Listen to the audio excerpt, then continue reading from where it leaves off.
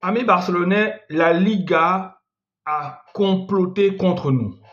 Amis barcelonais, la Liga complote carrément, complote ouvertement contre le FC Barcelone.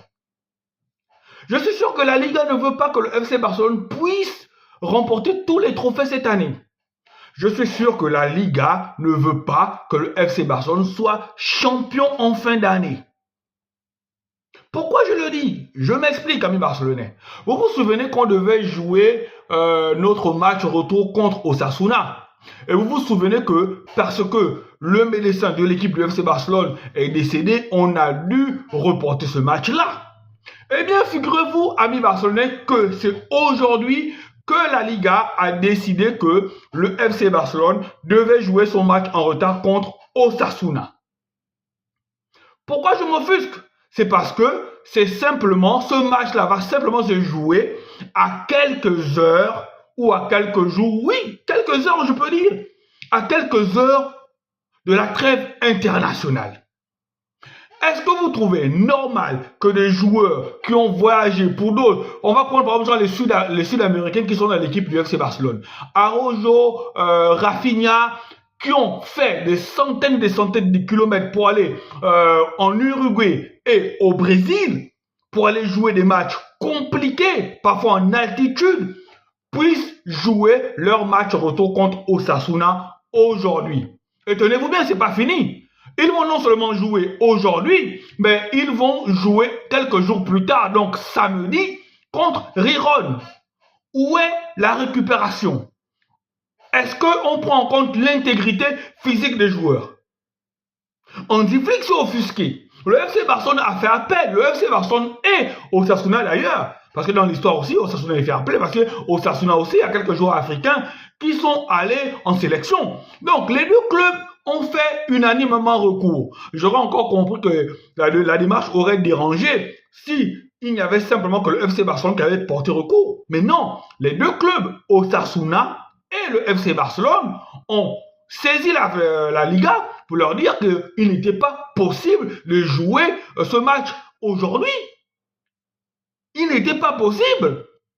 Mais la Liga et son président Javier Tebas vous sortent des raisons alambiquées comme quoi c'est pour l'équité de la Liga. Quelle équité de la Liga?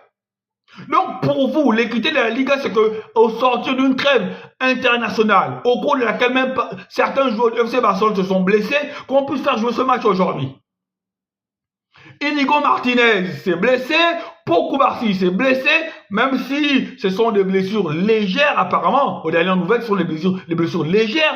Lewandowski n'a pas fini son match contre, je pense, la Lituanie ou je ne sais plus trop qui. Mais l'effectif du FC Barcelone, c'est pas ça en ce moment. Et dans ce match-là, Rafinha, qui est notre maître à jouer, ne jouera même pas parce que trop court. Il s'est pris une raclée contre l'Argentine. Donc, il ne pourra pas jouer parce que le voyage retour, il est épuisé. Quelle équipe va aligner Hansi Flick? De toute façon, le match est programmé, le match est pour 21h. On n'aura pas le choix, il faudra le jouer. Je rappelle à toute fin utile que le FC Barcelone, en ce moment, a le même nombre de points que le Real de Madrid qui compte 28 matchs. On a un match en retard, donc c'est donc notre match en retard. C'est le match comptant pour la 27e journée qu'on va jouer. Donc, après ce match-là, on aura le même nombre de points que le Real de Madrid. Donc, l'objectif aujourd'hui, amis barcelonais, ne cherchons même pas à ce que le FC Barcelone domine la tête et les épaules. Ne cherchez pas l'objectif aujourd'hui, peu importe la manière, ça va être de prendre les 3 points. Je pense que le FC Barcelone est suffisamment professionnel pour comprendre l'enjeu. Et n'oublions pas que c'est même Osasuna là qui nous a infligé notre première défaite de la saison en Liga. Donc, le FC Barcelone a l'obligation de se venger. Le FC Barcelone a l'obligation de battre ce Osasuna-là pour reprendre 3 points d'avance sur le Real. De toute façon, même si le FC Barcelone venait à perdre contre Osasuna ou venait à faire un match nul, bon, un match nul, on a un point moins. Même si on va prendre l'option la plus radicale, même si le FC Barcelone venait à perdre contre Osasuna, eh bien, on sera toujours devant à la différence de but contre le Real de Madrid. Mais l'optique, l'objectif, Ce qui serait souhaitable, c'est que le FC Barcelone remporte le match. Je crois qu'on aura un Lewandowski sur le terrain. Lamine Yamal, je pense qu'il va faire encore quelque chose. À Lamine Yamal, on pourra associer, je pense, Ferran Torres ou Dani Olmo. Les options sont nombreuses.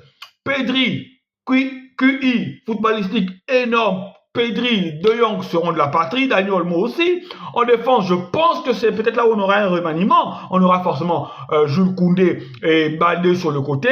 Après, en défense centrale, Araujo aussi a fait un gros voyage.